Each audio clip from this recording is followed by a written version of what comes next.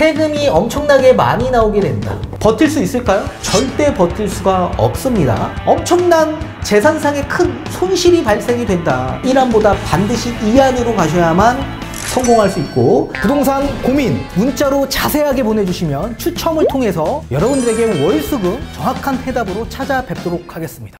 뒷번호 0424님께서 보내주신 부동산 고민입니다. 현재 성동구 금호동 레미안 하이리버 보유 중입니다. 1주택자이고 2018년 1월부터 현재까지 거주 중이고요. 해외에서 2년간 거주하게 되어 집을 어떻게 해야 할지 고민입니다. 이 집을 매도하고 잠실 엘스, 일원동 청솔빌리지, 개포동 레미안 블레스티지, 대치 아이파크 등으로 12억 정도 갭 투자를 할까요? 아니면 이 집을 전세를 주고 8억 정도 전세금으로 용산구 마포구 또는 성북구 월곡동 노원구 재건축 단지 갭 투자할까요? 레미안 블레스티지, 대치 아이파크 등으로 12억 갭 투자를 할까요? 참고로 20평대 보유하고 있습니다. 40세 3인 가족이며 아이는 5살입니다 라고 보내주셨습니다. 전문가님 답변 부탁드리겠습니다.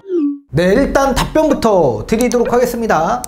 저는 웬만하면 2주택 투자 전략, 보유 전략을 좀 추천드리고 싶지만 지금 전세 낀 2주택보다는 우리 구독자님은 똘똘한 1주택으로 갈아타시는 방향으로 좀 추천을 드리고 싶습니다. 자, 개인마다 자산 현황과 포트폴리오가 전부 다 다르기 때문에 답변은 전부 다 달라질 수 있다는 점 반드시 인지하셔야 되고, 우리 구독자님 같은 경우에도 지금 장기 투자를 생각하신다면 이렇게 똘똘한 1주택으로 갈아타는 방향으로 제가 말씀을 해드리지만, 만약에 2년 이후에 국내에 다시 들어와서 반드시 거주를 해야 된다, 매도를 해야 된다, 이런 단기 투자를 볼 경우에는 답안이 달라질 수 있습니다. 만약에 그럴 경우에 다시 한번 대면 상담을 받으셔서 또 다른 전략을 다시 한번 추천을 받아보시길 권장드리도록 하겠습니다. 그리고 또 이렇게 장기 투자 1주택으로 만약에 갈아타실 경우에도 마찬가지 물건 추천에 대한 답변은 다시 한번 상담을 통해서 받아보셔야 될 것으로 보여지고 있습니다. 아무튼 그 이유를 뒤에 가서 판소를 통해서 좀 더 자세히 설명해 드리도록 하겠습니다.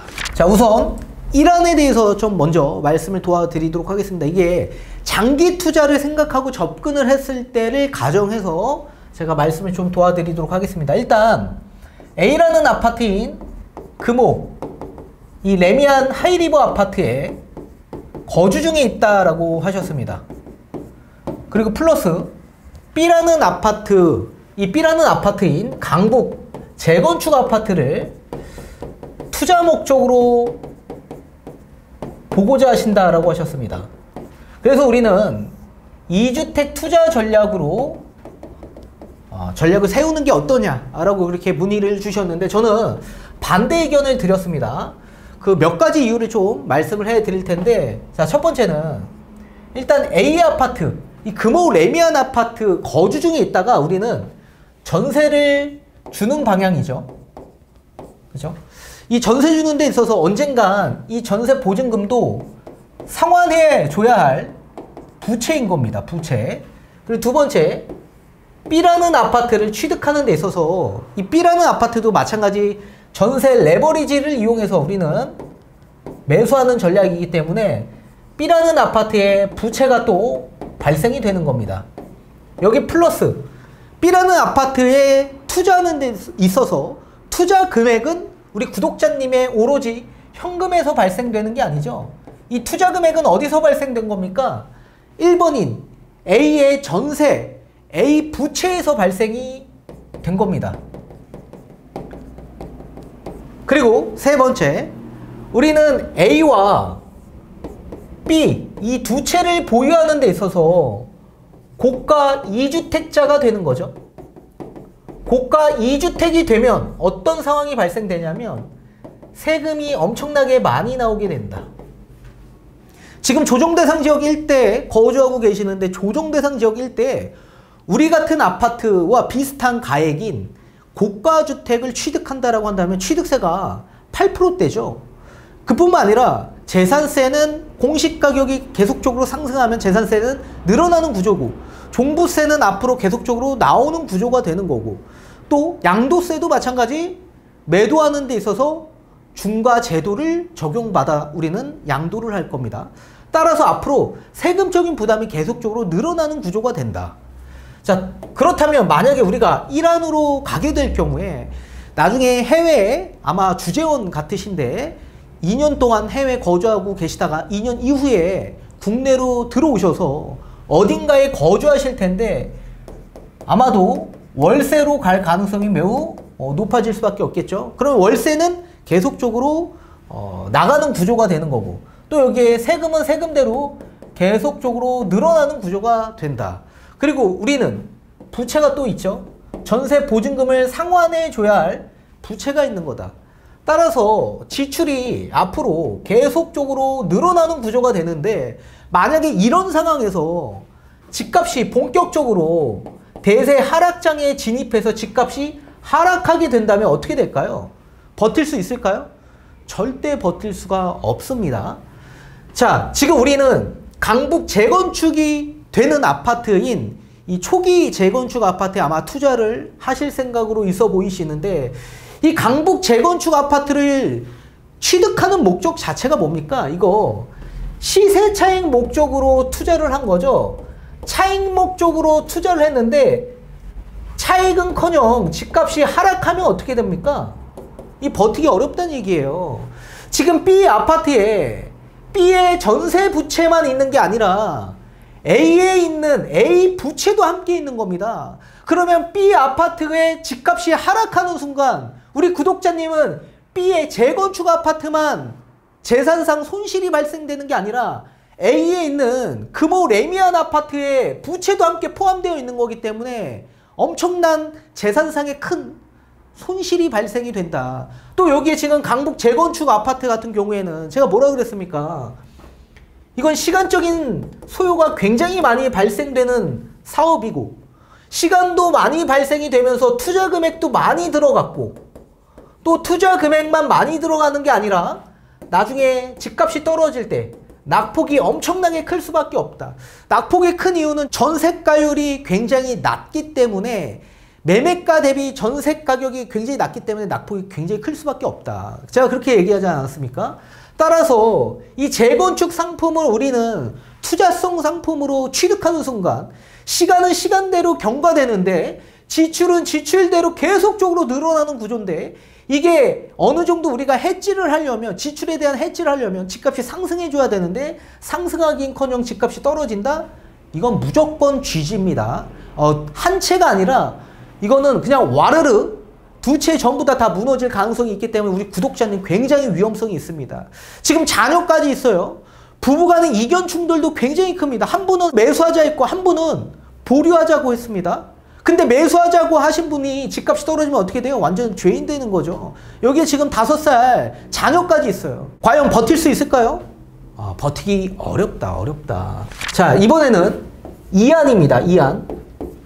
저는 1안보다 2안으로 가는 걸 추천을 드렸습니다. 자, 이 또한 마찬가지 A라는 금호 레미안 아파트가 있죠. 이 레미안 아파트에서 저는 반대로 2주택이 되는 게 아니라 1주택이 되는 방향으로 추천을 드린 겁니다. 자, 대신에 강남에 신축급 아파트로 보시는 걸 좀 추천을 드리도록 하겠습니다. 그리고 갈아타기죠. 이 갈아타기 하는 데 있어서 당연히 A라는 아파트는 비과세를 받고 갈아타는 거죠. 비과세. 그리고 우리는 1주택이 되는 방향으로 가는 겁니다. 여기도 투자 목적으로 투자하는 거고요. 자, 그렇다면 이 방향으로 갔을 때 우리한테 좀 유리한 측면이 있냐? 첫 번째, 이 또한 마찬가지. A를 매도했기 때문에 B만 남아있는 상황이죠. B에서 우리는 전세를 주고 투자를 하는 방향이기 때문에 이 또한 마찬가지 B에 부채가 있는 겁니다. 자, 부채가 있는 상황에서 집값이 상승을 해줘야지 우리가 정상적인 투자 전략이 나올 수 있는데, 부채가 있는데 집값이 하락하면 절대적으로 성공하는 투자가 될 수가 없습니다. 자, 그렇다라고 하더라도 우리는 집값이 하락하건 집값이 상승하건 이 부채에 대한 부분을 어느 정도 해지를 시킬 수 있습니다. 그 해지 시킬 수 있는 부분은 B에 비과세를 받을 수 있기 때문에 그렇다.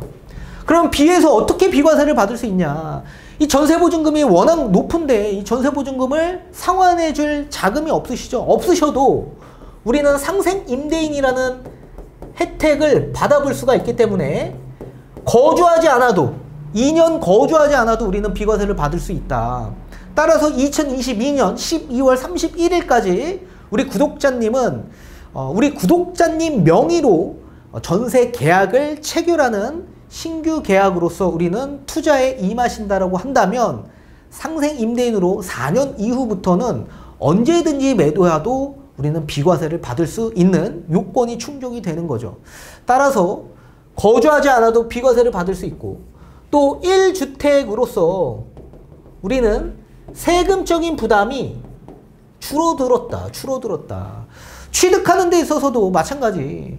우리는 매도하고 취득하는 거기 때문에 1주택 세율로 취득을 하는 거고 그리고 또 재산세 그리고 종부세 그러니까 보유세에 대한 부분도 2주택보다는 좀 더 줄어들 수 있다.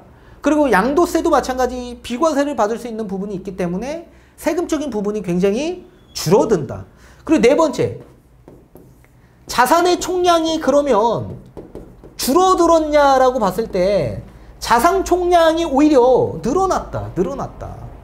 자, 금호 레미안 아파트 지금 가치가 한 14억 정도 됩니다.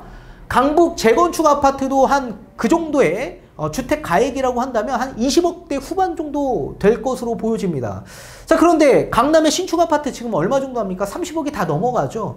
따라서 2주택보다 똘똘한 1주택으로 된다라고 하더라도 자산 총량이 더 늘어나는 구조이기 때문에 우리는 재산상의 자산 증식이 될 수 있는 또 여건이 마련이 되는 겁니다.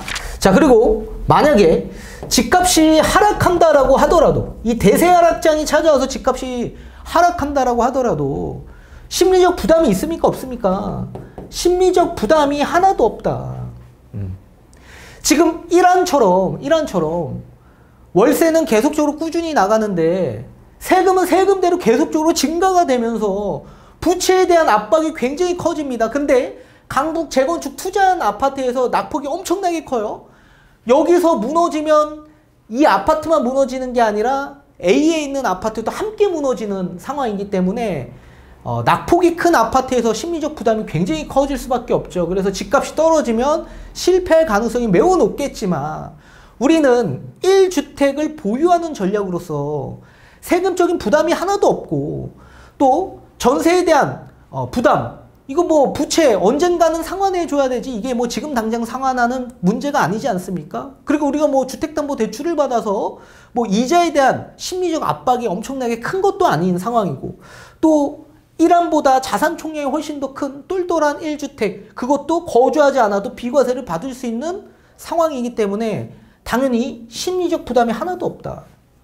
따라서 1안보다 2안으로 가셔야지 우리가 장기적인 측면에서 봤을 때 우리 구독자님이 실패하지 않고 성공할 수 있는 확률을 더 크게 높일 수 있을 겁니다.